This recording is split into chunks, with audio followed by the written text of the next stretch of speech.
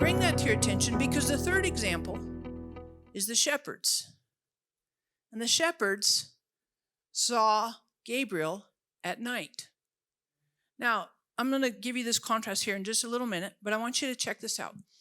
If you're a shepherd and you live in Israel at this time, you have to appreciate that you are, in some respects, very much the antithesis of those wise men. The wise men are schooled and educated and cultured and studied. And they follow and they're meticulous and they have hope and they're following this star. On the other side, we have these shepherds at nighttime. Now, shepherds are basically blue-collar, salt-of-the-earth dudes.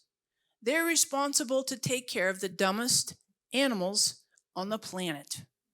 Sheep, there's nothing more stupid than maybe an amoeba, than a sheep. Sheep are obtuse. And they hang out with sheep day in and day out.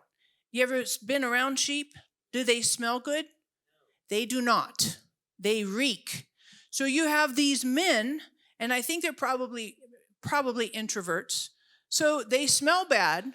They have social struggles, right? For those of us, I get it. I can say that because that's who I am, and I have social struggles. Of course, you already know that. But here are these dudes out in the field. They're around sheep all the time. They don't have good social skills. They're not highly educated. They're just taking care of these stupid animals. And every night, probably, they came together, circled up, and brought all their sheep to put them in a little pen to keep them, protect them from the predators, because sheep are that dumb. They just would wander off, who knows, day or night. So they bring them all together, and they're probably all around a campfire, kumbaya, doing their thing. And how many of you know campfires are nice? And you're out in the fields, you're outside of the town of Bethlehem, so the stars are out, it's really nice. And we're doing just the regular, normal, every night, routine, sheep, the shepherds, having whatever, maybe they're talking, I don't know. And then out of nowhere, Gabriel shows up on the scene. Kaboom! And it says the glory of the Lord shone round about them. You're a bunch of shepherds huddled together, not highly educated, not highly skilled, and you're just doing the regular every night routine, and suddenly they peed their pants. I'm not kidding you. I guarantee a couple of them lost it. Because I think that scared the heck out of them. And why do I say that? Because Gabriel's first words to them were, "Don't be afraid." Are you kidding me? And it's in the midst of darkness, right? I mean, it's nighttime. And the angel shows up, Gabriel, kaboom! You've got to know that they lost it completely. And then after this initial "don't be afraid," then they start having this giant angel party. They bust out singing, "Glory to God in the highest." These shepherds are like, "Oh my God." Put yourself in their sandals. I mean, this was a huge illuminating experience in so many ways. But I really like what happens here. Gabriel says, "Go into Bethlehem, and in the manger, you'll find a newborn baby."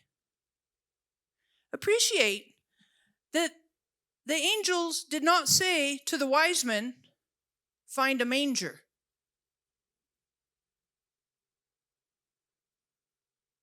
The wise men would have no context, appreciation. How are they going to find a manger? They're wise, but they're not shepherds. At the same time, these shepherds, they're going to be knowing where all the mangers are. You know what a manger is? It's a feeding trough. Feeding trough for animals. So they go into Bethlehem. They're going to have a really clear idea. Joe's got a feeding trough. Harry's got a feeding trough. Jim's got a feeding trough. We can hit all the feeding troughs and we'll find, because we know the feeding troughs. This is our profession. So it wasn't a star guiding them by night. It was feeding troughs. And I appreciate that sometimes in our darkness, God uses contexts that are familiar to us to illuminate, to guide, to direct.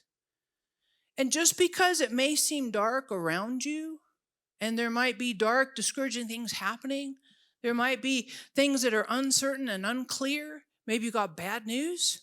It doesn't mean that Jesus stopped being the light of the world.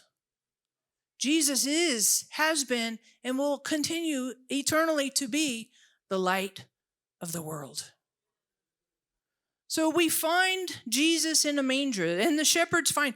And I really like this, because when the shepherds find Jesus, and they're like, blown away, I think they're blown away the whole thing. They just completely lost their teeth. And they find Jesus, and it says they told all of Bethlehem about this experience, and the news was spread all around. And it's interesting because the same thing happened with the wise men.